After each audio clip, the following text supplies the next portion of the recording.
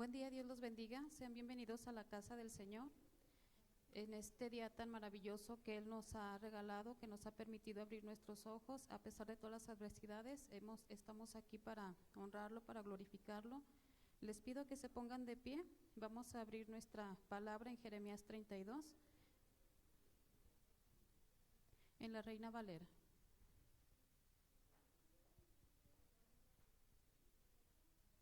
Y vamos a leer del capítulo 17 al 19.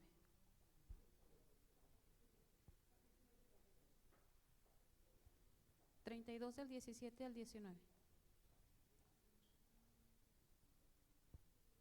Amén.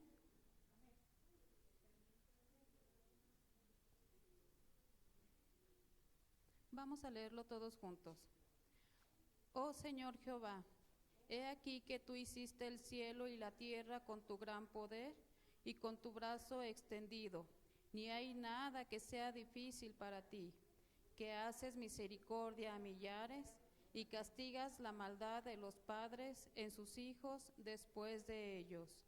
Dios, grande, poderoso, Jehová de los ejércitos es su nombre, grande en consejo y magnífico en hechos, porque tus ojos están abiertos sobre todos los caminos de los hijos de los hombres, para dar a cada uno según sus caminos y según el fruto de tus obras. Vamos a orar dándole gracias a Dios por sus bondades, sus misericordias que ha tenido cada día, toda esta semana. También vamos a orar por las personas que no pueden venir por cuestiones de salud y pues que apresure los pasos de nuestros hermanos que están a punto de venir. Señor, gracias te damos por este día que tú nos das, Dios Padre amado. Te damos gracias porque a pesar de las dificultades, tú nos alientas para estar aquí en tu casa, Señor, para alimentarnos de tu palabra. Te pedimos en este día, Señor, que abras nuestro entendimiento, Señor, y que nos hables a través de la persona que va a dirigir el culto, Señor. Te pedimos que quites todo obstáculo de nuestros hermanos que les impide llegar aquí, Señor. Dales esa hambre y sed de tu palabra, Señor. Te pedimos por todos los enfermos, Señor, que no han podido venir, pero que desde su hogar, Señor, reciban palabra, esa palabra que es alimento puro y que viene de ti, Señor. Te pedimos, Señor, que tu Espíritu sea el que nos guíe y que esté en este lugar, Padre, que se pasee y que tu gloria y tu Espíritu Santo desciendan aquí en tu casa, Señor. Te lo pedimos en el nombre de tu Hijo amado, Señor. Amén. Bueno, vamos a darle lugar a la alabanza para alabar, glorificar al Señor. Vamos a preparar nuestra voz, nuestras palmas y a cantar con todo el entusiasmo, así como el Señor se lo merece. Es una ofrenda de canto, de alabanza hacia Él.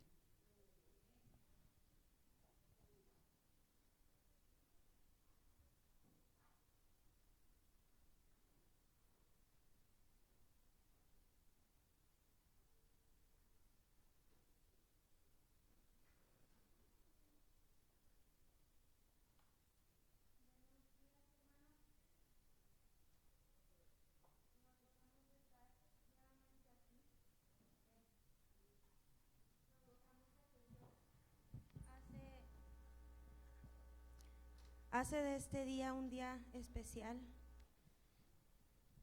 porque es el día que Él creó y por lo tanto nos alegraremos y nos gozaremos en Él. Esta canción que vamos a cantar a continuación habla acerca de danzar, habla acerca de que aquel, nuestro Rey, que viene pronto. Habla de que debemos clamar hasta que ese día suceda. Habla que debemos clamar hasta que acontezca ese momento en el que Él vuelva. La danza yo la veo como la oración, como la intercesión. Es una manera de establecer lo que Dios está haciendo, es una manera de convicción. Así como también el que nosotros llevemos ese mensaje a los que no han escuchado, a los que no han creído. Una noche el Señor le dijo a Pablo: No tengas miedo, habla con libertad, no te quedes callado, pues yo estoy contigo y nadie te atacará ni te hará daño, porque mucha gente de esta ciudad me pertenece. Por lo tanto, habla, habla, habla. Y esta canción habla de danza, pero como lo mencionaba, la danza la relaciono con esa oración también, la relaciono con ese mover que hay en nuestro corazón de ir a hablar con las personas. La danza es una manera de creer, de establecer lo que está en nuestro corazón.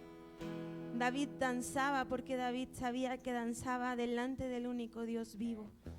David danzaba porque a él no le interesaba lo que pensaran los demás, sino que él danzaba como una muestra de expresión de lo que a lo mejor sus palabras no podían decir. Él daba brincos de alegría y de felicidad porque a lo mejor su boca no tenía la suficiente sabiduría ni las suficientes palabras para expresar lo que había en su corazón. Yo sé que no todo el mundo danzamos aquí, pero hay otras formas de establecer esa convicción hoy. Adoren a Dios, establezcan, prediquen y no tengan miedo de hablar, porque el Señor quiere que muchos sean salvos en esta ciudad. Aleluya.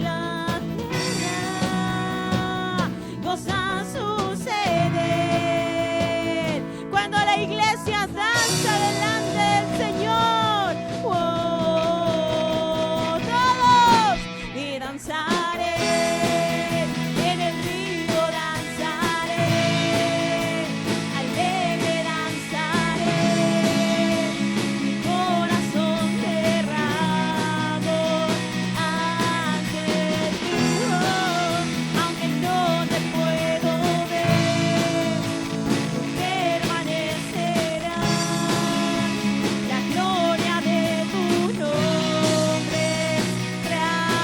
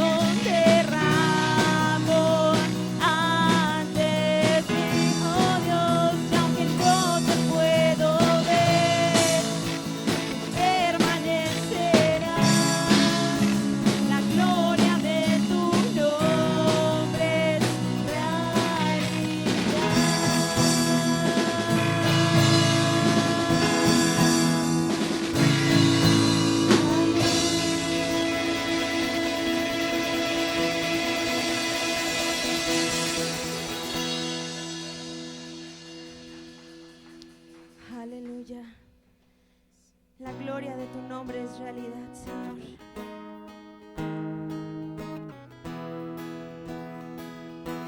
Sobre los montes y el mar, Señor. Sobre los cielos. Esperamos volver, Señor. Y mientras tanto nosotros cantamos de ti. Mientras tanto nosotros cantamos de ti, Señor. Te esperamos, Padre. Sobre los montes y el mar, tu río de amor fluye por mí. Y yo abriré mi corazón. Tú me haces libre, oh Señor. Feliz camino en la verdad. Y gracias siempre yo daré. Por siempre cantaré de aquel amor que vino. Sobre los montes y el mar, tu río de amor fluye por mí. Y yo abriré mi corazón. Tú me haces libre, oh Señor. Feliz camino en la verdad. Y gracias siempre yo daré. Por siempre cantaré de aquel amor que vino. Cantaré de tu amor por siempre. Cantaré de tu amor por siempre. Cantaré de tu amor por siempre. Cantaré de tu amor por siempre. Cantaré. Cantaré de tu amor por siempre. Cantaré de tu amor por siempre. Cantaré de tu amor por siempre. Cantaré de tu amor por siempre. Oh Señor, siempre cantar de tu amor. Enséñanos a cantar en medio del gozo. Enséñanos a cantar en medio de la tristeza. Enséñanos a cantar siempre, Señor, de tu amor. Sobre los montes y el mar, tu río de amor fluye por mí. Y yo abriré mi corazón. Tú me haces libre, oh Señor. Feliz camino en la verdad. Y gracias siempre yo daré. Por siempre cantaré de tu misericordia. Vamos, cantaré de tu amor. Aleluya. Cantaré de tu amor por siempre. Cantaré de tu amor por siempre. Cantaré de tu amor por siempre. Cantaré de tu amor. Cantaré de tu amor. Cantaré de tu amor, Señor. Cantaré de tu misericordia.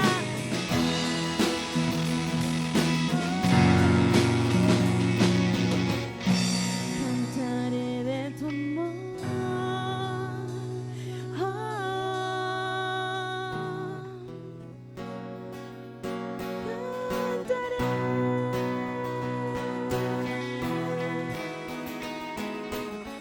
Cantaré de tu amor. Tu amor nos hace libres, Señor.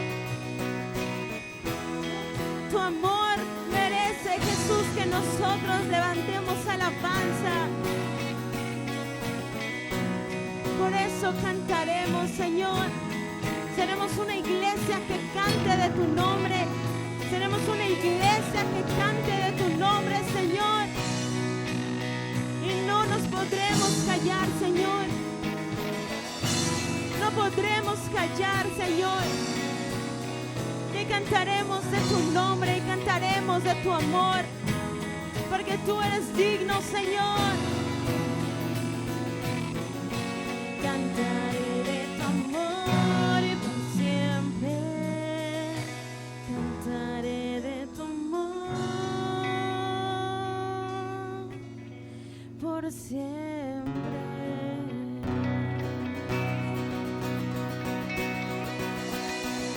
Aleluya. Aleluya.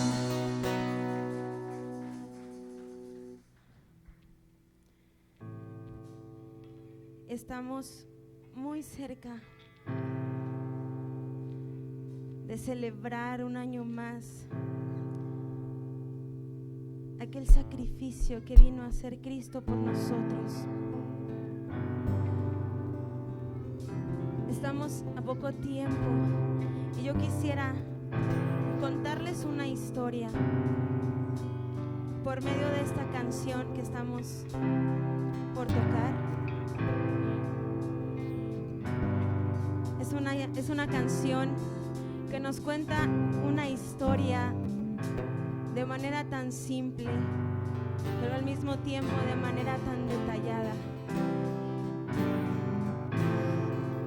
Nos ayuda a entender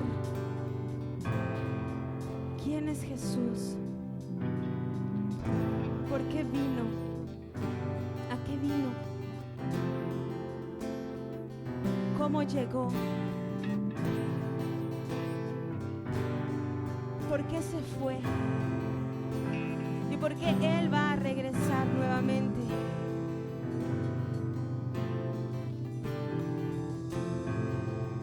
Padre nuestro que estás en el cielo, que sea siempre santo tu nombre, que tu reino venga pronto, que se cumpla tu voluntad en la tierra como se cumple en el cielo. Y como decía hace rato nuestra hermana Patti, Dios creó el cielo y la tierra. Dios hizo milagros estando aquí y lo sigue haciendo. Vamos a entender esta canción. Quiero que presten atención a esta hermosa historia. El cielo.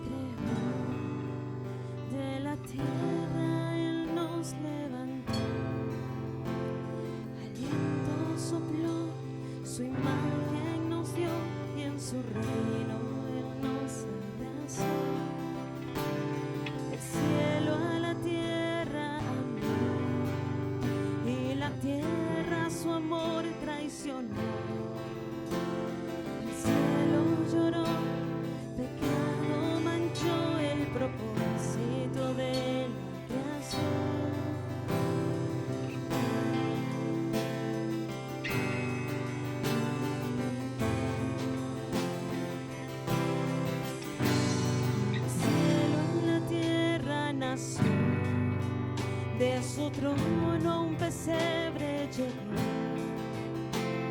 como hombre creció, el Hijo de Dios al perdido su amor extendió. El cielo a la tierra besó, con milagros su gloria mostró. Enfermos sanó, hambrientos sació y como fuego en la noche brilló. Aleluya, los redimidos cantamos. Aleluya, desde la tierra adoramos. Aleluya, los redimidos cantamos.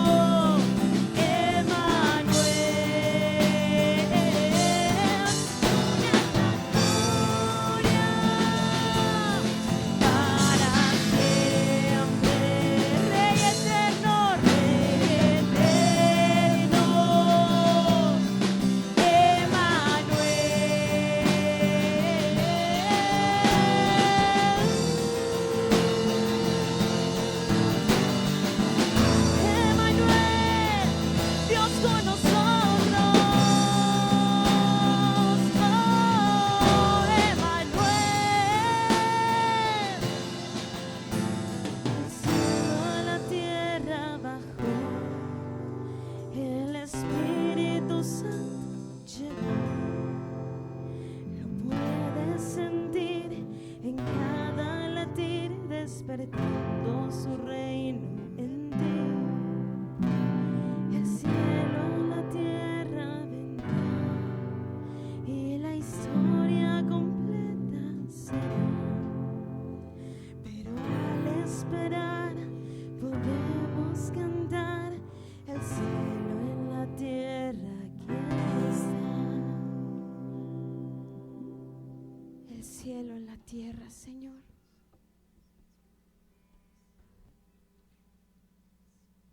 Tú eres el cielo en este lugar, Señor.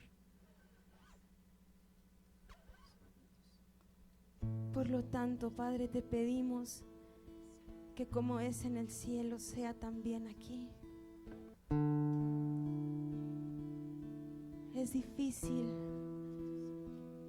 decirlo, aunque parece fácil, solamente unas palabras y decir: como es en el cielo, que sea aquí en la tierra. Pero a veces somos tan falsos, a veces somos tan mentirosos.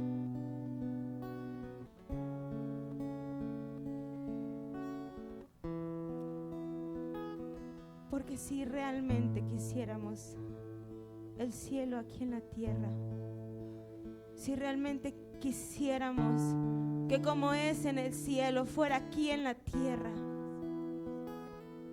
¿cómo sería entonces la tierra? ¿Qué haríamos entonces aquí en la tierra? Alguien dígalo, quiero escuchar. Yo creo que el Señor quiere escuchar. ¿Qué hay en el cielo?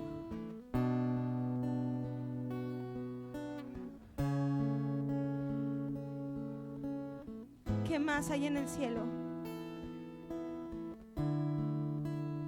Adoración. ¿Qué más hay en el cielo? ¿Hay enojo? ¿Hay ira? ¿Hay odio? ¿Hay rencor? ¿Qué más hay en el cielo? ¿Qué más hay en el cielo que debería haber aquí? Armonía, amor, ¿qué más? Paz. ¿Qué le falta a usted, hermano? ¿Qué me falta a mí?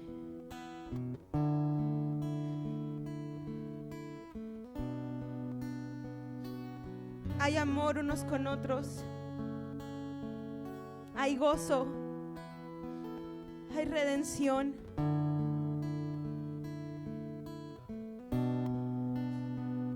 ¿Hay envidia?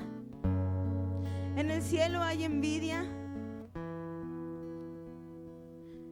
Yo creo que si cantamos esto, y yo creo que si oramos esto, es porque realmente queremos que suceda.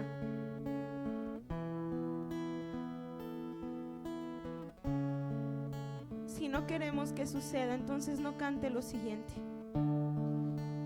Si no quiere que el cielo venga a establecerse aquí en la tierra, entonces no lo cante.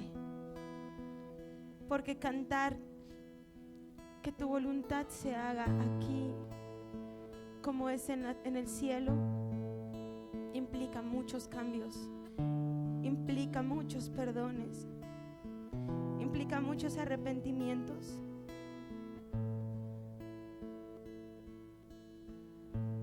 Implica superar. Así que si no estamos 100% seguros de que querramos el cielo en nosotros, entonces no lo cantemos. Piénselo bien.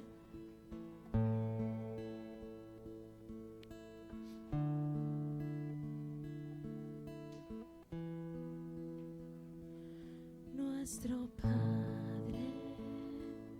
en el cielo, santo es tu nombre, que tu reino venga pronto.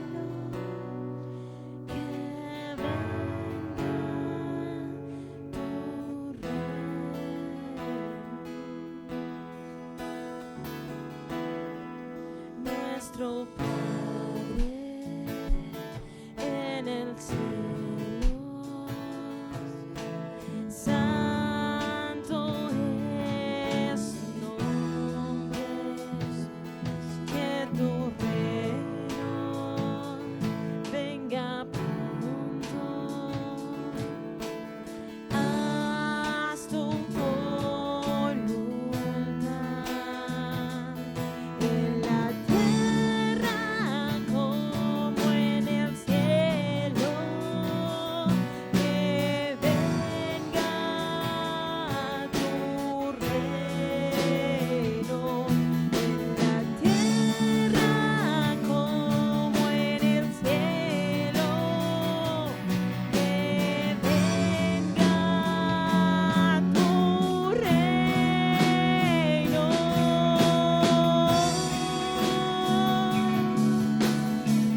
Que como es en el cielo venga a ser aquí, Señor.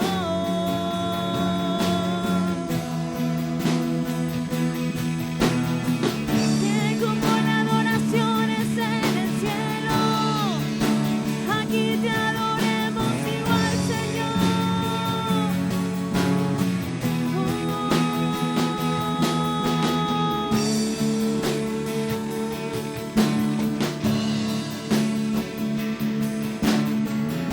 Esta nuestra paz, Señor Jesús.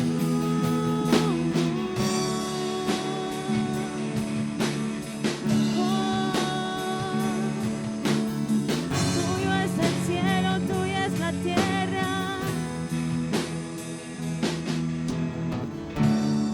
Es el reino, tuyo es el poder, tuya es la gloria. Porque tuyo es el reino,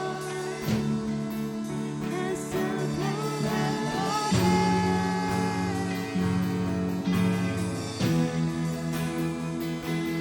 Porque tuyo es el reino.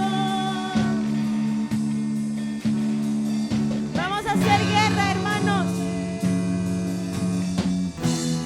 Vamos a hacer guerra espiritual en esta hora. ¿Y saben contra quién vamos a pelear? Contra nosotros mismos. Vamos a pelear contra nuestra carne.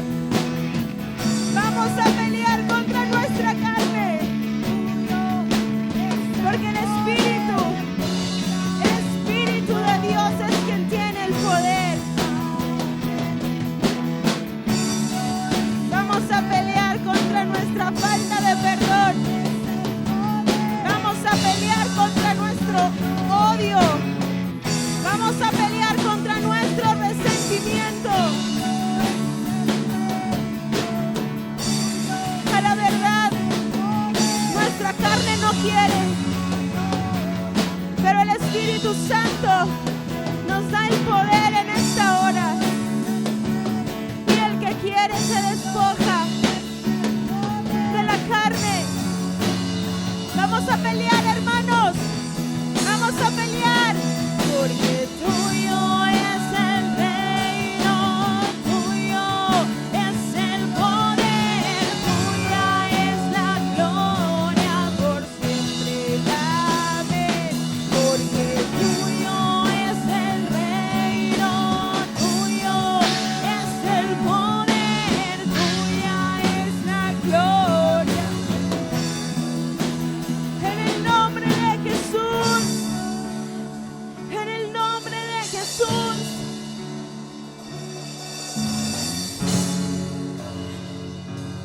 Se derriban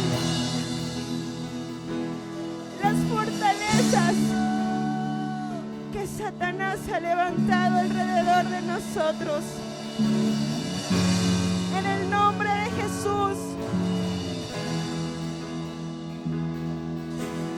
En el nombre de Jesús se derriban las fortalezas que Satanás ha levantado.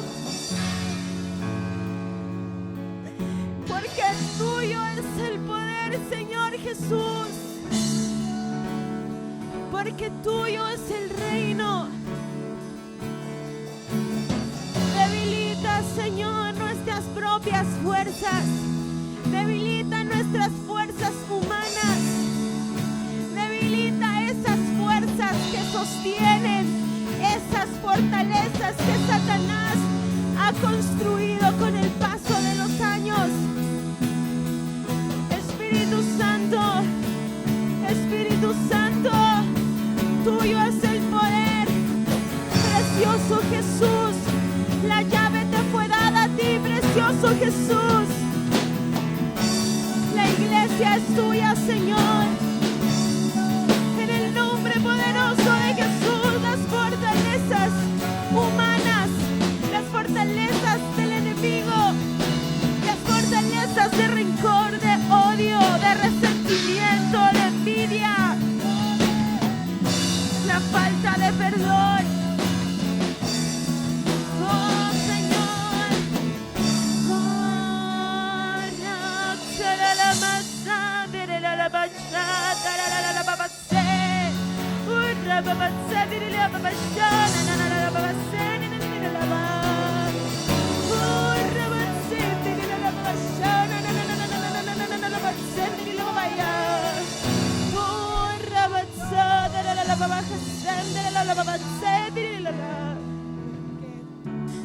Señor,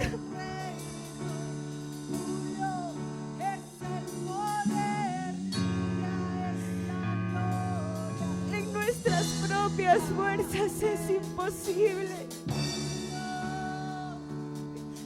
En nuestras propias fuerzas es imposible, Señor.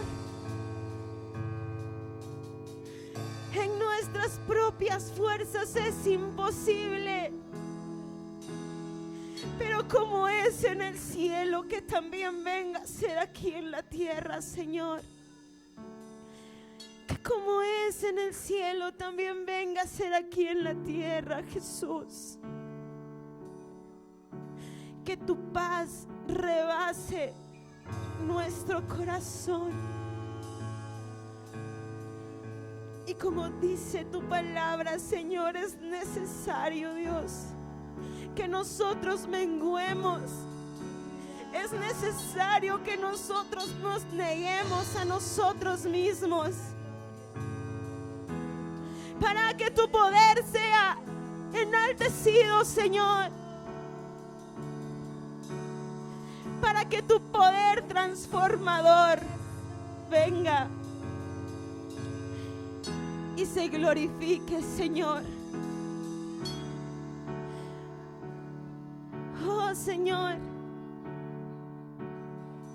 oh Jesús, nuestro Padre que está en el cielo, que sea siempre santo tu nombre. Oh Señor, que tu reino venga pronto, que tu reino venga pronto, Jesús, que se cumpla tu voluntad en la tierra como es en el cielo.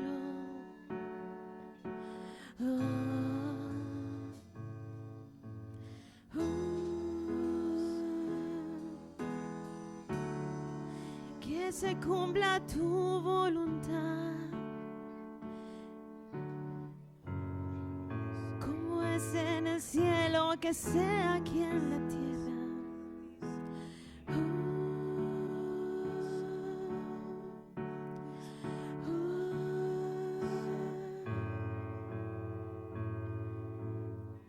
Señor,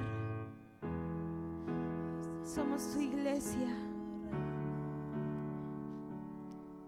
y necesitamos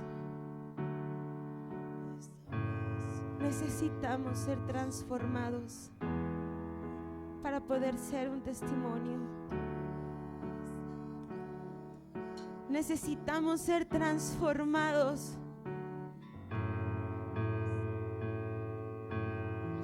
para mostrar tu rostro restaurado en nosotros. Rompe, Dios, pues, las fortalezas que Satanás ha construido dentro de cada uno de nosotros. Ayúdanos a ser libres de nosotros mismos. Ayúdanos, Dios, porque tú nos has dado un espíritu de dominio propio. Tú nos has dado un espíritu de dominio propio.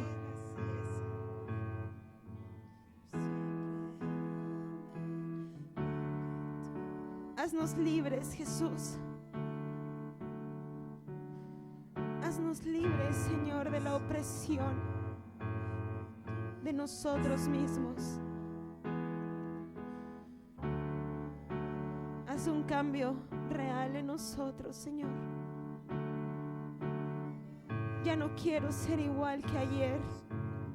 Ya no quiero ser igual que ayer. Quiero ser una iglesia santa. Quiero ser una iglesia santa, Jesús.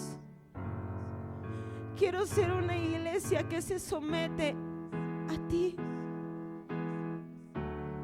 Quiero ser una iglesia que ama. Quiero ser una iglesia que perdona.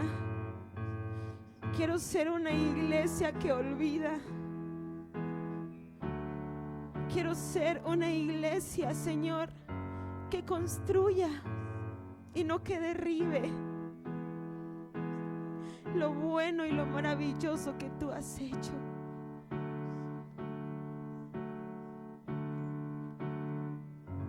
A ti la gloria, Señor, a ti el honor.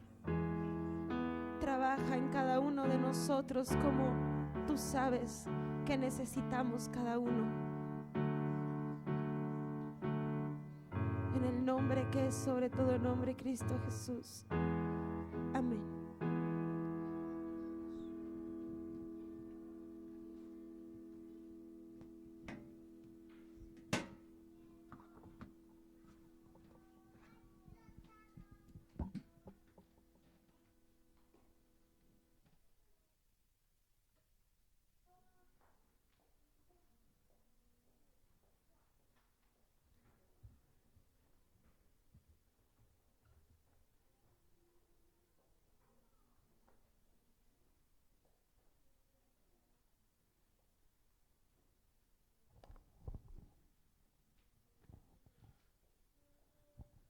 Vamos a abrir la escritura en Juan capítulo 11. Y vamos a leer de los versos 45 hasta el 53.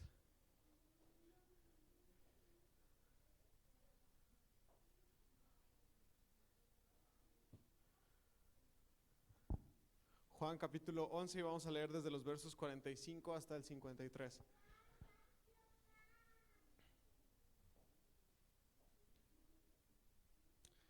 Dice así la escritura, voy a estar leyendo en la traducción viviente, dice: al ver lo que sucedió, muchos de entre la gente que estaba con María creyeron en Jesús.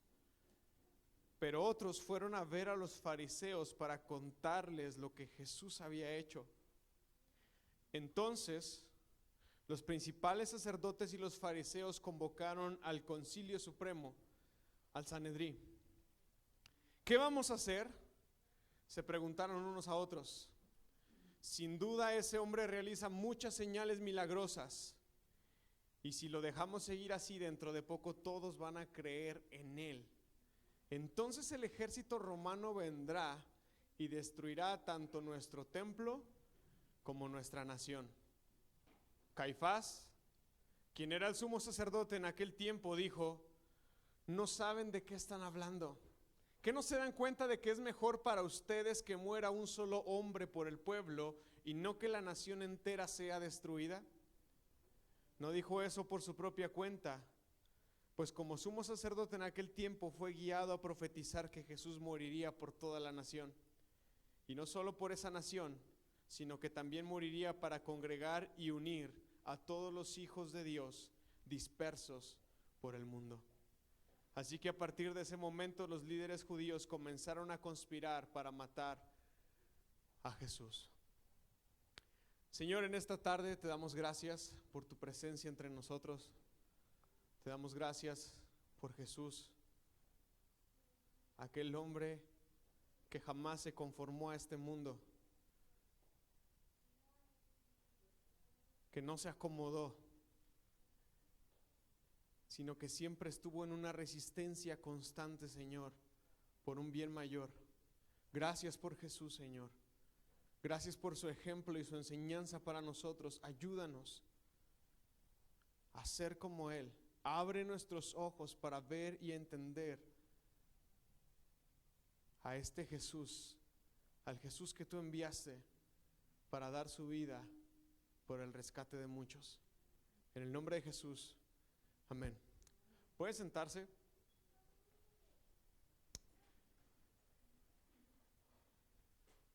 Mire, Jesús durante su ministerio terrenal le devolvió la vida a 3 personas en particular, y en el proceso de su muerte el Señor Jesús resucitó a muchos. La Escritura dice que mientras el Señor Jesús estaba en la cruz, muchos sepulcros fueron abiertos y muchos regresaron a la vida.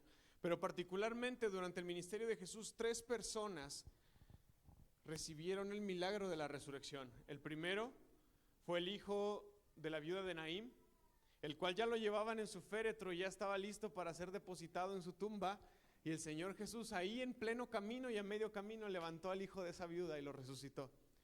El otro caso es la hija de Jairo.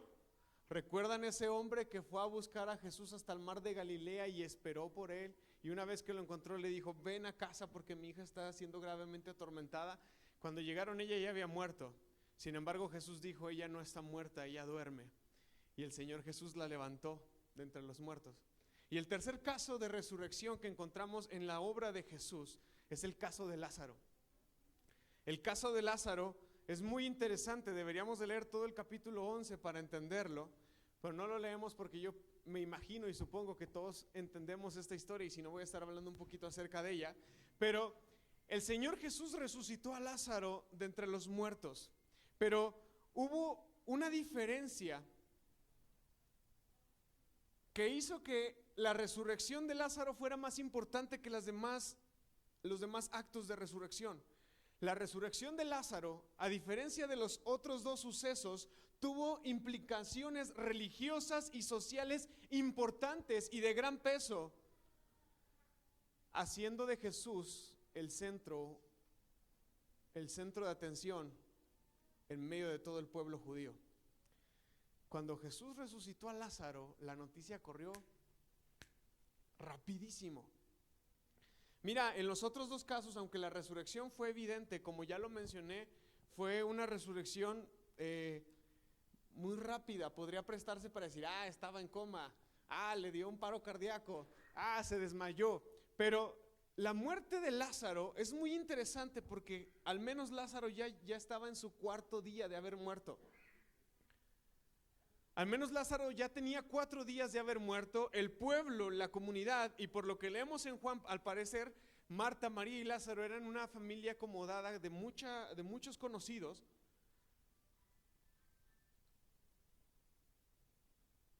Todo el pueblo ya había venido a dar el pésame, todo el pueblo ya había venido a despedir a Lázaro, a acompañar a Marta, a acompañar a María. Y es que había una evidencia total y completa de que Lázaro había estado muerto, o estaba muerto. Tenía 4 días. No es que le haya dado un infarto, no es que le haya dado un paro cardíaco, él estaba totalmente muerto. Mira, llegó Jesús, y al 4.º día de que Lázaro estaba muerto, Jesús le levantó de entre los muertos. ¿Puedes imaginarte las implicaciones, el peso de esta noticia en medio de la comunidad? Si alguien aquí nos dice que fue alguien y resucitó a otro, la noticia corre rapidísimo, y es un hecho suficiente para estremecernos, y es un hecho suficiente para causarnos intriga, posiblemente inseguridad o posiblemente esperanza. Pero el hecho de que Lázaro haya resucitado y que Jesús lo haya hecho al 4.º día tuvo muchísimas implicaciones en medio del pueblo judío. Por eso, no sé si tú te habías dado cuenta, pero los sacerdotes querían matar a Lázaro. Después de que Jesús lo resucitó, los sacerdotes querían matar a Lázaro. La razón, sencilla. Lázaro era la evidencia de la resurrección. Lázaro era la evidencia de la resurrección.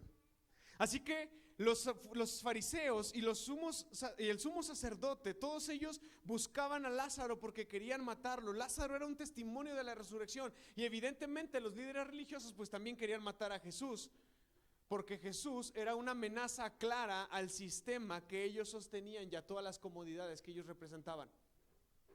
Mira, es necesario que podamos entender algunas cosas para poder comprender por qué es que Jesús era una amenaza para el sistema.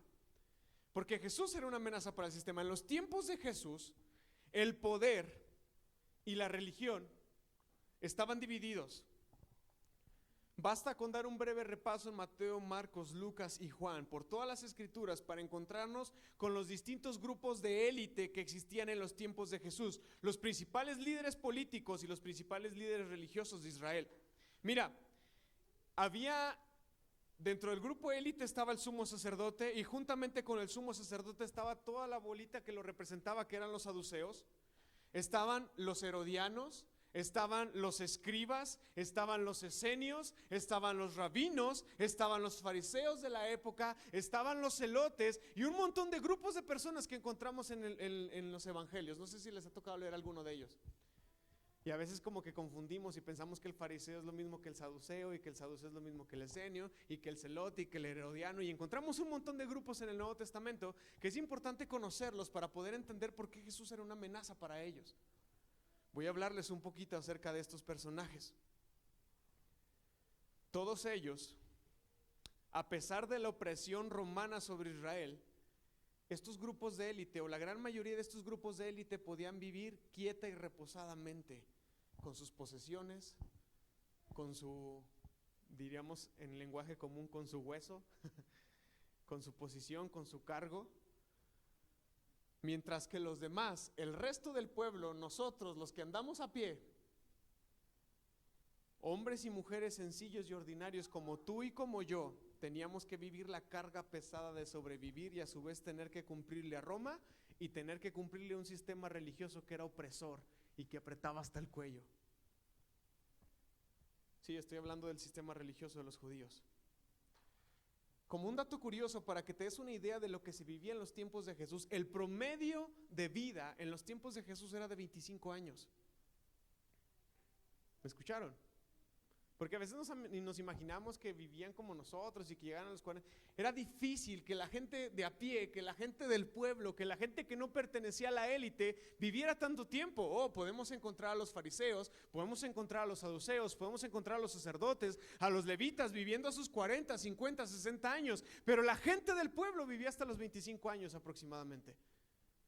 ¿Por qué? Porque había hambre, había escasez, había injusticias, había guerrillas. Había un montón de cosas en los tiempos de Jesús que a veces no nos damos cuenta, pero están ahí, están presentes. La relación entre estos líderes que yo les acabo de mencionar ciertamente era muy difícil. En realidad ellos, o muchos de ellos, eran enemigos entre sí. ¿Sabes por qué? Porque cada grupo aspiraba a metas distintas para el país, pero sobre todo metas para ellos mismos. Y te voy a hablar acerca de algunos de ellos. Quiero hablarte acerca del sumo sacerdote. El sumo sacerdote era el líder espiritual más importante de entre los judíos. ¿Estás de acuerdo conmigo? Él era el líder, o él era la cabeza que representaba a todo un grupo que cuando lo leamos en la Biblia lo vamos a encontrar como el grupo de los saduceos. Los saduceos era un grupo conservador que representaba los intereses de los sacerdotes y de los levitas. Es decir, sacerdotes y levitas todos formaban parte de un grupo en la Biblia que se le llama, ¿cómo? Saduceos. Los saduceos eran la clase de personas que trabajaban y que laboraban en el templo. Eran personajes, o te lo voy a explicar así, es que tendríamos que abarcar muchísimos años de historia, pero ¿recuerdan el año de silencio, los años de silencio que hay entre el Antiguo y el Nuevo Testamento? Que hace un tiempo les hablé acerca de un libro apócrifo que podría haber entrado en la Biblia, que es el libro de los Macabeos, que nos habla de la lucha que existió entre el pueblo para liberarse del lazo opresor de los griegos. Cuando eso estaba sucediendo, los macabeos se levantaron en armas, eran judíos, y se levantaron en armas para defender su nación y su patria. Y cuando ellos vencieron, cuando ellos lograron tener victoria contra los griegos, los macabeos, para mantener el poder, para mantener en esa burbuja el poder sobre los judíos, sobre el sistema religioso y político, los macabeos hicieron a un lado a los verdaderos judíos, a los verdaderos sacerdotes y levitas, instalaron e instauraron a los descendientes de Sadoc. De ahí viene la palabra saduceo, los saduceos. Es decir, los sacerdotes y los levitas que estaban sirviendo en el templo en el tiempo de Jesús no eran los legítimos, ni los que debían y merecían estar ahí. ¿Quiénes se supone que deberían de ser los sacerdotes? ¿Los descendientes de quién? De Aarón. Y Aarón era descendiente de Leví. Los que eran descendientes de Aarón podían ser estrictamente sacerdotes. Los otros descendientes de Leví solamente eran levitas, servían en el templo. Pero cuando los macabeos lograron esta insurrección en contra de los griegos, ellos tomaron a la gente que ellos quisieron y la pusieron en el poder religioso para estar controlando al pueblo. Así que este grupito que nosotros conocemos como los saduceos, o que estamos empezando a conocer como los saduceos, eran los que ejercían el poder desde la esfera religiosa en medio de los judíos. Pregunta, ¿qué le pasó a los verdaderos sacerdotes y a los verdaderos levitas? Se fueron de ahí. Decidieron no cooperar con un sistema corrupto que empobrecía a la gente, y nace un grupo que nosotros conocemos y que en la Biblia casi no vemos, pero está ahí, los esenios. Los esenios son las personas o las famosas personas conocidas que vivían en medio de las cuevas del Qumrá. No sé si han visto documentales de historia acerca de las cuevas del Qumrá, donde salieron los rollos del Mar Muerto y todas estas cosas que encontraron. Bueno, los verdaderos sacerdotes decidieron apartarse del medio de la ciudad y irse a vivir de forma ermitaña a las orillas. Se cree que Juan el Bautista, el primo de Jesús, formaba parte de los esenios. Por eso es que Juan el Bautista no predicaba en el templo, aunque era descendiente ¿de quién era hijo? De Elizabeth y Zacarías. ¿Y Zacarías quién era? Era un ¿qué? Sacerdote. Pero Juan el Bautista, ¿dónde predicaba? En el desierto. Era su forma de protesta, decir: yo no estoy de acuerdo con este sistema que es opresor. Después encontramos otro grupo de personas que son los herodianos. Y las personas que eran los herodianos era un partido político que estaba a favor de que gobernara Herodes el Grande y sus hijos. Hágame usted el favor, Herodes ni siquiera era judío, pero ahí estaba puesto como gobernante en medio de los judíos. Entonces, en los tiempos de Jesús ya existía una separación entre lo que se le conoce como iglesia y Estado. ¿Y quién gobernaba a los de Judea? Herodes. ¿Y encima de Herodes quién gobernaba? Roma. Así que nos damos cuenta que en los tiempos de Jesús la situación no estaba tan sencilla, algo muy parecido a lo que vivimos el día de hoy. Los herodianos eran judíos normales, comunes y corrientes, que les ofrecían hueso y que ellos estaban dispuestos a buscar y a dar su vida con tal de que Herodes y sus hijos siguieran gobernando sobre Judea. Contrario a ellos, había un grupo de libertadores llamados los celotes. 2 de los discípulos de Jesús eran parte de los celotes. Y eran judíos nativos, judíos natos, que ellos buscaban que el pueblo y el poder fuera regresado a los judíos y se le quitara a Herodes. Llevamos 4 grupos de personas. Y por último, y no porque sea el último, hay más, pero para fines ilustrativos está el grupo de los fariseos. Los fariseos eran los líderes de la sinagoga. La sinagoga no era el templo, ¿están de acuerdo conmigo? El templo estaba en Jerusalén. La sinagoga era como las mini sucursales del templo, donde la gente cuando estaba en Galilea, cuando estaba en algún otro lado, ahí iba y se reunía, ahí iba y alababa a Dios. En medio de esos lugares se levantaban líderes y esos líderes eran los fariseos. Entonces el saduceo y el fariseo no son lo mismo.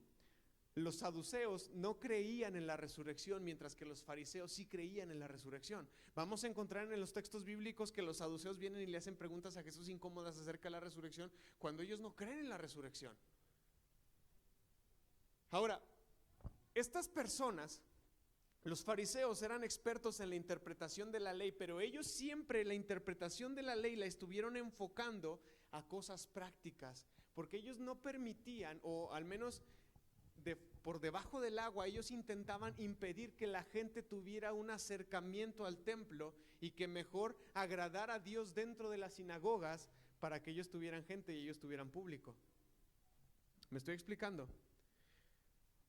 Los saduceos enseñaban y promulgaban el Pentateuco literalmente porque era la forma en la cual ellos podían legitimizar su poder. Mientras que los fariseos hacían a un lado el servicio al templo, hacían a un lado los sacrificios, hacían a un lado todas estas cuestiones ceremoniales y solamente se basaban en los principios de vida, porque para ellos era más importante que la gente estuviera en la sinagoga que estuviera en el templo. Entonces, estas divisiones tan marcadas que había en los tiempos de Jesús son importantes para hacernos entender por qué querían matar a Jesús. ¿Hasta aquí estamos claros? Porque si no, no me van a entender todo lo demás. Mire, todos estos liderazgos mencionados se habían convertido en la élite, en la crema innata de la sociedad israelita. Eran unos grupos minoritarios que eran favorecidos por el sistema o que simplemente habían construido un sistema a su medida para subsistir. ¿Eso pasa? Sí pasa, y pasa mucho, y sigue pasando. Pero yo tengo una pregunta: ¿por qué a pesar de que estos grupos existían y tenían una posición, por qué la gente decidía seguir mejor a Jesús? Porque Jesús no era saduceo, ni era fariseo, ni era esenio, ni era celote, mucho menos era herodiano. Jesús no entraba en ninguno de estas clasificaciones. Pero ¿por qué a pesar de que existían estos grupos y tenían posición y tenían poder, por qué la gente seguía a Jesús? Y por qué a su vez el que la gente siguiera a Jesús, esto se convertía en una amenaza para el sistema. Mira, los líderes de la fe en Israel, a pesar de ser enemigos, es decir, los saduceos y los fariseos, a pesar de que eran enemigos, ellos jamás pudieron comprender por qué la gente seguía a Jesús. En eso ellos estaban de acuerdo. Y de hecho, cuando se trataba de atacar a Jesús, los saduceos y los fariseos se ponían juntos. Algo más o menos como el día de hoy la izquierda y la derecha se juntan para intentar derrocar otros partidos. O sea, es absurdo, es ilógico, es tonto. Jesús era distinto a cualquier otro líder político religioso de la época. Jesús no era sacerdote, Jesús tampoco era levita, Jesús no era partidario de Herodes, ni tampoco se relacionaba con la política judía, pero Jesús tampoco era un celote. Jesús tampoco era un estudiado teológico del texto bíblico. Pero si Jesús no formaba parte de ningún grupo de la élite, ni de los grupos tradicionales, ¿por qué la gente estaba siguiendo a Jesús? ¿Me entiende? O sea, ¿qué tenía Jesús que no tuvieran los demás? Que aunque Jesús no tenía partido, no tenía movimiento, no tenía respaldo, no tenía poder, la gente lo estaba siguiendo. ¿Qué era lo que tenía Jesús para que la gente lo estuviera siguiendo? Y sabes que esta era la más grande preocupación para el sistema, no solamente de los saduceos, sino también de los fariseos. Hay que prestar atención porque ellos hacen alianzas para vencer a Jesús. Vamos al versículo 47 al 48. ¿Qué dice ahí el versículo 47? Dice: entonces los principales sacerdotes, ¿quién les dije que eran los sacerdotes? Los saduceos. Entonces, en otras palabras podríamos decir, entonces los saduceos y los ¿qué? Y los fariseos convocaron al concilio supremo, o algo que conocemos como el Sanedrí. Las autoridades de todas las autoridades de los judíos, las autoridades religiosas estaban ahí presentes. Archienemigos estaban presentes y se pusieron de acuerdo y se aliaron entre ellos con un propósito, con una pregunta. ¿Cuál es la pregunta? ¿Qué vamos a hacer? Porque este Jesús está comiendo el mandado. Sin duda, ese hombre realiza muchas señales milagrosas. Si lo dejamos seguir así, dentro de poco todos vamos a creer en él, todos van a creer en él. Entonces, el ejército romano vendrá y destruirá tanto nuestro templo como nuestra nación. ¿Y por qué el templo era importante en los tiempos de Jesús? Porque el templo representaba a Dios. Porque si no hay templo, entonces no hay Dios. Y si no hay Dios, entonces no hay nación. Así que aparentemente estos saduceos y fariseos estaban haciendo una alianza porque ellos tenían una preocupación. ¿Pero usted cree que a ellos les importaba la nación? Les importaba su hueso y su posición. Pero Jesús les estaba comiendo el mandado. Los líderes tradicionales pensaban que Jesús tenía poco que ofrecer. Miren, Jesús no era un líder político, lo cual le impedía construir grandes edificios o repartir pan a las masas pobres. Herodes les construyó el templo. Jesús tampoco era un sacerdote, lo cual le impedía ofrecer sacrificios a favor del pueblo o hacer rituales de purificación. Lo que ellos no sabían es que él era el gran sumo sacerdote según el orden de Melquisedec. Jesús tampoco era un rabino adiestrado en Jerusalén, lo cual le impedía enseñar en las mejores sinagogas o dentro del país para relacionarse con los grandes líderes religiosos. Jesús no era nada de lo que ellos eran. Entonces, a pesar de que Jesús no era ni un político, ni un líder religioso, ni era una persona de mucha influencia, ellos se seguían preguntando por qué la gente está yéndose tras Jesús.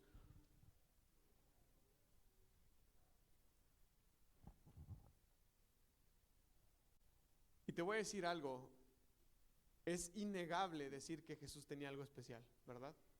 Porque él tenía algo especial, un don particular que le permitía relacionarse con las masas del pueblo. Las enseñanzas de Jesús en primera eran totalmente sencillas y eran explicadas en un lenguaje que la gente conocía. Por eso sus parábolas, chulada, fáciles de entender. Jesús le hablaba a las masas del pueblo del reino de Dios, comparándole con cosas sencillas como una semilla de mostaza, como un pastor de ovejas. La gente se sentía cercana a Dios cuando estaba cercana a Jesús. Ahora, las oraciones de Jesús eran poderosas y traían sanidad y liberación para los que estaban sufriendo. También Jesús y su presencia se convertían en una presencia pastoral que acompañaba al pueblo en medio de la crisis. Era una presencia que traía aliento y esperanza al corazón. Jesús tenía una gran valentía motivada por su gran sentido de misión. Y esa valentía le condujo a hacer actos proféticos que evocaban las acciones de los antiguos profetas de Israel. Ese era Jesús. Ese era Jesús. Así es que Jesús se ganaba el favor del pueblo, dándoles verdadera comida, dándoles verdadera sanidad, restaurando a sus enfermos y ofreciendo una verdadera libertad. ¿Y por qué no? La gente estaba harta de sus líderes. La gente estaba harta, el pueblo estaba harto de sus líderes que los utilizaban y encima de ellos tenían que soportar el pie de Roma sobre su cuello que los oprimía y no los dejaba hacer. O sea, imagínate, si ahorita aquí ya nos anda con el SAT, imagínate que aparte del SAT hubiera otro encima de ese que también nos estuviera poniendo el cuello encima.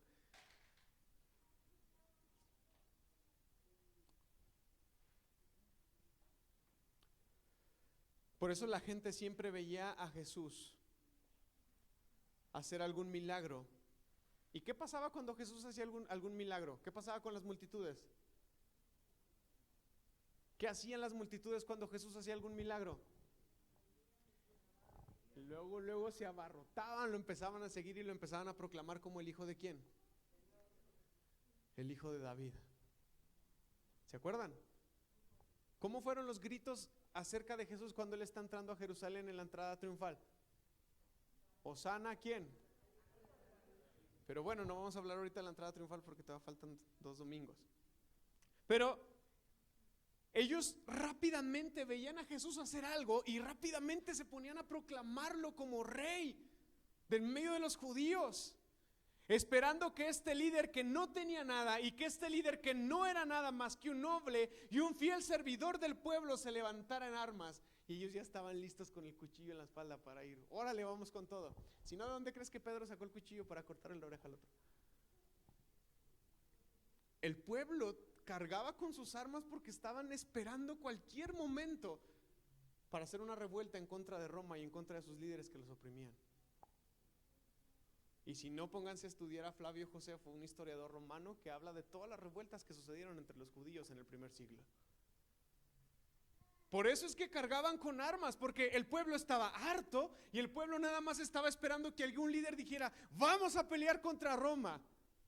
Y de hecho hubo peleas, y de hecho por mucho tiempo los judíos lograron prevalecer en contra de los romanos después de la muerte y resurrección de Jesús. Ya les había hablado acerca de eso cuando hablamos acerca de Mateo 24 y 25. Y sabes que esto incomodaba a los líderes terriblemente, los incomodaba porque destapaba sus negocios chuecos, porque revelaba su oscuro corazón y sus oscuras intenciones, porque confrontaba sus enseñanzas, porque Jesús le daba una verdadera esperanza al pueblo, porque Jesús tenía algo que ofrecer que ni la religión ni la política podían ofrecerle al pueblo. Y eso era esperanza. ¿Se dan cuenta el poder de la esperanza? Es la esperanza la que motivó nuestra independencia y también fue la esperanza la que motivó nuestra revolución. Y para bien o para mal es la esperanza de las mujeres las que motiva las marchas del 8 de marzo, esperando un mejor futuro y un mejor destino para ellas y para sus hijas.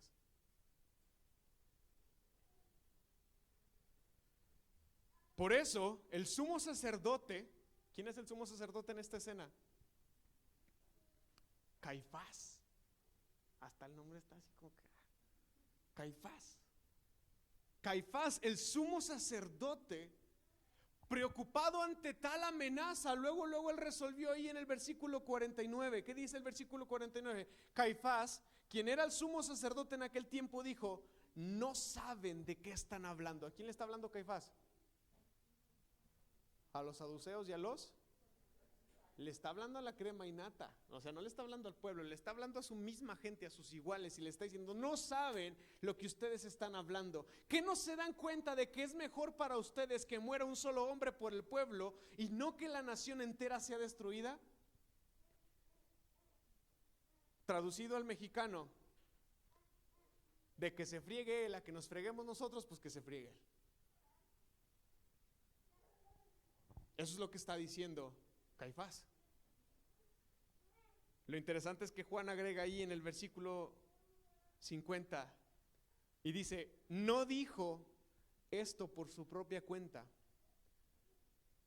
Como sumo sacerdote en aquel tiempo, él fue guiado, escucha bien, él fue guiado a profetizar que Jesús moriría ¿por quién?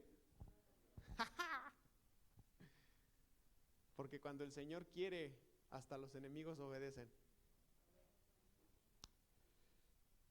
Por eso el sumo sacerdote se vio obligado a decir eso. Él realmente no estaba pensando en el pueblo ni en su gente. Él estaba pensando en sí mismo y en la estructura que le favorecía. Porque si alguien era el mero de todos los que estaban ahí, era él.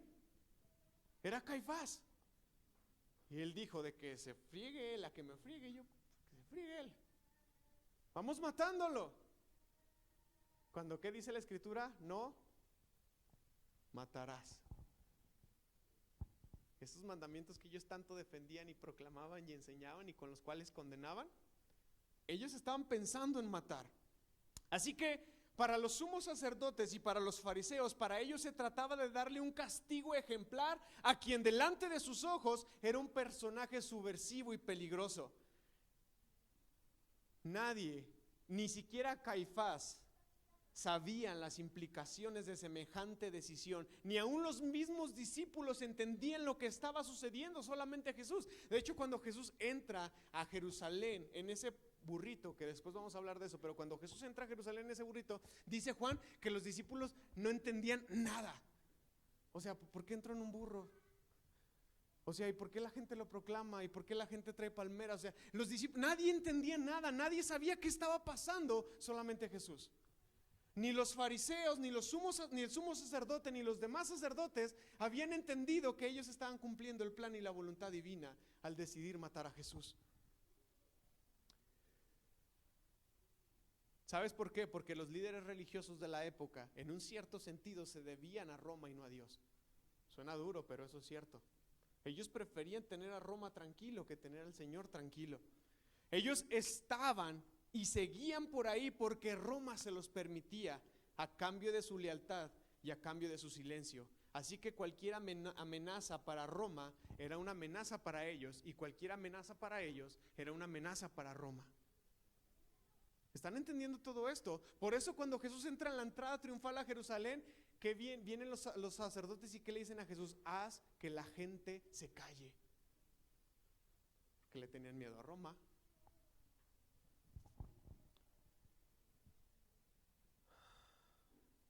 Lo que ellos no sabían es que Dios los estaba usando y que Dios usaría su temor y que Dios usaría su lealtad a Roma y que Dios usaría su ambición de poder y sus intenciones de que el sistema corrupto continuara. Ellos no sabían que Dios usaría todo eso para poner a Jesús en la cruz como el único y verdadero sacrificio pascual. Ellos no sabían que estarían matando al Hijo de Dios. Ellos tampoco sabrían que estaban sacrificando la verdadera Pascua. Ellos no sabían que en su muerte ellos recibirían vida. Mucho menos ellos sabían que Jesús resucitaría, porque ni siquiera los discípulos lo sabían. ¿Pueden entender lo que estoy intentando decir? No fue un show montado, no fue un circo montado, no fue como que, ay, vamos a matarlo porque así si se muere nos salva a todos. No. Su deseo era matarlo y borrarlo de la faz del planeta. Porque nadie veía en Jesús a un Salvador ni a un Mesías. Ellos veían una amenaza.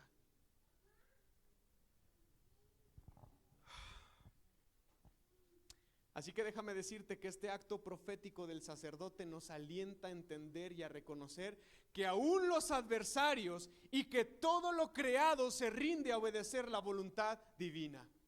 Amén.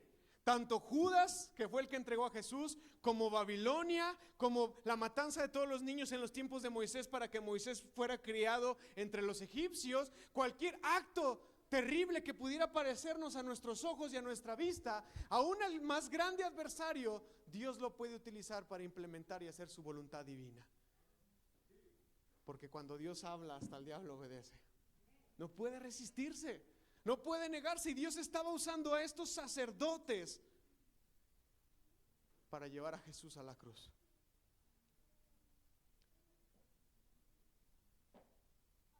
Y déjame decirte que esta no fue la única vez en la cual el Señor usó al sumo sacerdote para hacer un acto profético sobre Jesús. Espero más adelante hablarles acerca de eso. Pero cuando Jesús está delante de Poncio Pilatos y Pilatos pregunta si quieren que libere a Jesús o a Barrabás, adivinen quién eligió a Jesús. El sacerdote. Y cuando preguntan que qué quieren hacer con Jesús, adivinen quién fue el primero en gritar crucifícale. El sacerdote. Y el sacerdote estaba haciendo declaraciones proféticas sobre Jesús, pero no quiero hablar acerca de eso ahorita. Pero es increíble cómo el sacerdote escogió al Cordero Pascual sin darse cuenta que estaba eligiendo al Cordero que habría de ser sacrificado por toda la nación. Cuando hablemos de la Pascua, quizás haya tiempo para hablar acerca de todo esto. Pilatos mismo profetizó sobre Jesús. ¿Se acuerdan que cuando Jesús es llevado a la cruz, Pilatos manda que le pongan una placa ahí arriba? ¿Y qué decía esa placa? Este es Jesús, el rey de los judíos. Y vienen los sacerdotes y dicen, no, ese no es nuestro rey. Y le dice, pues lo escrito está escrito, ya no estén dando lata, ya les crucifique a su Mesías. Pero Pilatos mismo declaró y profetizó que Jesús era el rey de los judíos. En latín, en griego y en arameo. Maravilloso. Voy a empezar a concluir. La vida y la obra de Jesús fueron siempre una amenaza constante al sistema.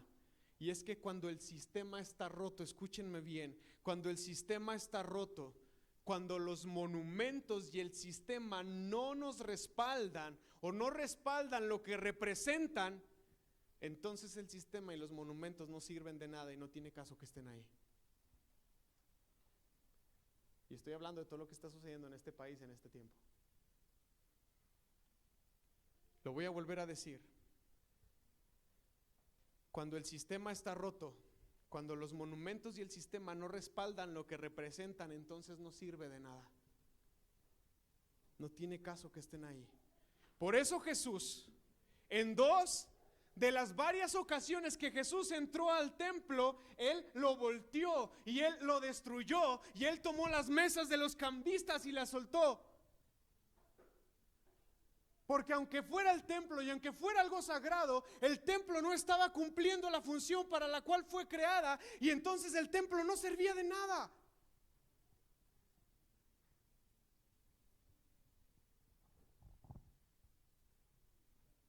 Había tanta corrupción allá adentro que aunque tú tuvieras a tu cordero perfecto y sin mancha, llegabas al templo y lo presentabas para sacrificarlo delante de Dios, y el sacerdote decía con una mano en la cintura: está defectuoso, tienes que ir a comprar uno aquí afuera. A ese nivel estaba la corrupción en el templo. De tal manera que la gente que era pobre, la gente que apenas podía llevar su palomita para ser sacrificada, aún su paloma le decían que estaba defectuosa y tenía que estar gastando y tenía que estar desenfundando dinero, porque el sistema estaba corrompido. Y hay muchas iglesias así en estos tiempos. Estaba la mesa de los cambistas, que la gente llegaba con su moneda romana y le decían: no aceptamos tu moneda romana, ve y cámbiala allá afuera. Y si el dólar valía 20 pesos, ahí te lo cambiaban a 5, 6, 8 pesos. Porque era una corrupción terrible y tremenda. Y por eso Jesús llegó y con un látigo empezó a destruir todo. Porque cuando el sistema está roto, cuando el monumento no sirve, no vale la pena sostenerlo.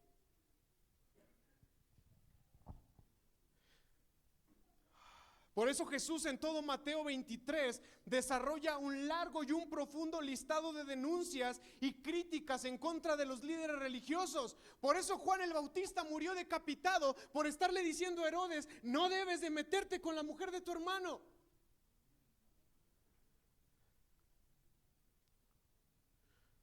Por eso Jesús llamó al pueblo a darle al César lo que era del César, porque lo que era del César era corrupto, era sucio, era hostil. Y no se le debería de dar a Dios. Por eso Jesús sacó a sus discípulos del agua y los llamó a dejar de pescar. Porque el sistema romano era terrible. Si tú pescabas 100 pescados, el 70% de tu pesca era para Roma. Imagínate. Si tú cosechabas 1 hectárea, el 70% de tu hectárea era para Roma y sus ejércitos. Y por eso Jesús les dice a sus discípulos: dejen de estar pescando aquí, yo los voy a enseñar a pescar hombres. Porque Jesús también fue un subversivo. Y voy a decir con mucho cuidado esta palabra: Jesús también fue un rebelde ante un sistema que era malvado y era opresor y dañaba a la gente. En estos días han pasado situaciones controversiales y muy criticadas por toda nuestra nación. La gente siempre grita y la gente siempre está exclamando: no son las formas. Grafitear un monumento no es la forma. Hacer bombas molotov no es la forma. Y yo te pregunto: ¿cuáles son las formas? Cuando el sistema no puede proveer y garantizar lo que se supone que tiene que ofrecer y garantizar, ¿cuáles son las formas? ¿Cuáles fueron las formas de Jesús? Porque Jesús no llegó al templo y: ay, hermanos, por favor, quiten sus mesas de cambio, están robándole a la gente. No, Jesús llegó enojado y enfurecido y empezó a voltear todo.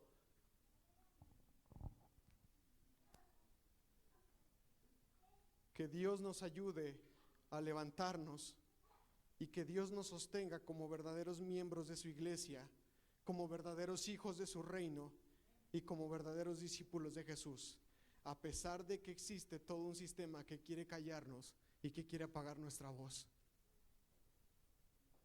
Que Dios nos ayude.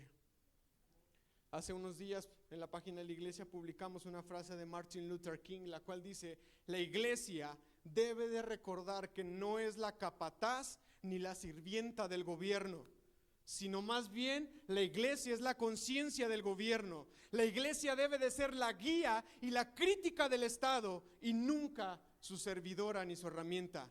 Si la iglesia no recupera su celo profético, se va a convertir en un club social irrelevante y sin autoridad espiritual.